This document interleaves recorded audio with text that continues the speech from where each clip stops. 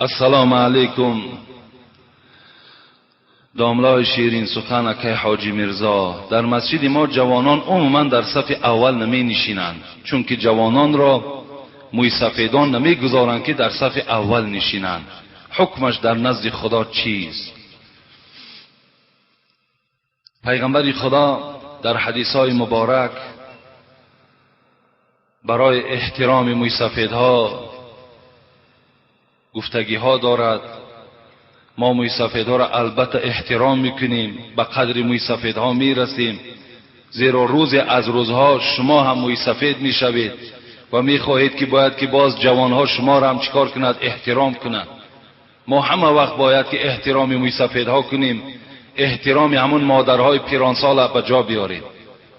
لیکن در مسئله در صف اول ننشستن جوانها اینجا موی سفیدها حقوق ندارند. یعنی وقتی جوان است می آید وقتی در صف اول در مسجد می نشیند، حتی داملا هم حقوق ندارد که وی از جاش خیزاند یک نفر دیگر در اونجا نشاند.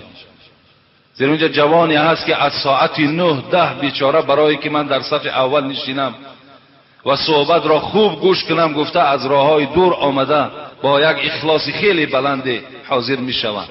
اگر ما وی از دستش گرفته و مثال از جاش خیزانیم، آیا در این ما و شما گناهگار میشویم؟ در مسجد هیچ کس حکم کرد. حتی حبیب خدا را بینید، لا تعظیمونی فی بیت ربی، مرا در مسجد الله چیکار نکنید؟ تعظیم نکنید گفتن.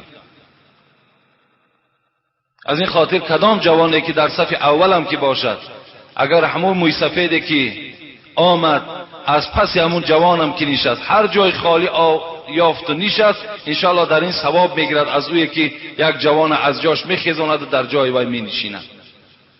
این در حقوق ندارین.